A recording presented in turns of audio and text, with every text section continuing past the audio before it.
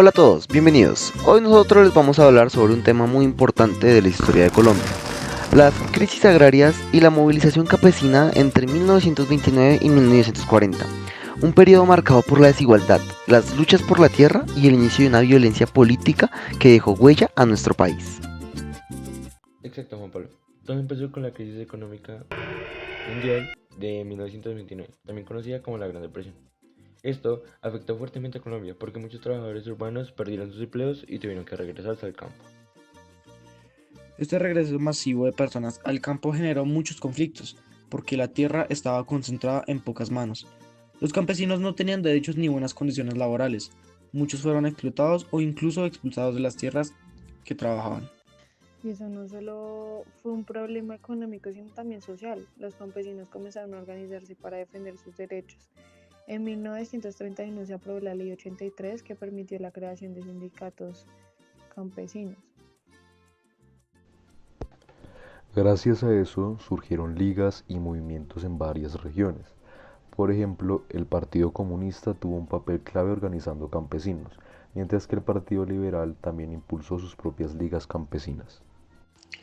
Pero claro, eso no les gustó a los terratenientes. Ellos respondieron con represión, contratando grupos armados para frenar estas movilizaciones. En zonas como Sumapaz y Tequendama hubo enfrentamientos y huelgas campesinas muy duras. Exacto, Sofi. La violencia comenzó a crecer cada vez más, y lo que empezó como una lucha por la tierra terminó mezclándose con la política. ¡Qué paila! Sí, exacto. Por esos años, Colombia estaba dividida entre liberales y conservadores. Esa polarización se fue volviendo cada vez más peligrosa, entre obviamente pues estos dos bandos. Por ejemplo, Laureano Gómez, un político conservador muy influyente, promovía ideas de legítima defensa y llamaba a los conservadores a no participar en elecciones si no estaban de acuerdo con los resultados. Eso aumentó aún más el odio entre los dos bandos. Y así fue como la violencia se convirtió en una herramienta política. Ambos partidos empezaron a tener sus propios grupos armados. La gente ya no solo peleaba por la tierra, sino por el partido al que pertenecía.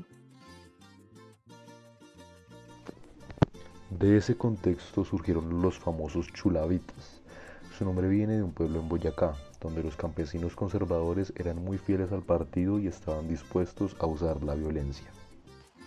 Durante la llamada Restauración Conservadora entre 1946 y 1953, esos grupos se convirtieron en verdaderas fuerzas armadas al servicio de solo el Partido Conservador. Incluso antes de eso, los chuavalitas participaron en los hechos del 9 de abril de 1948, cuando asesinaron a Jorge Eliezer Gaitán en Bogotá.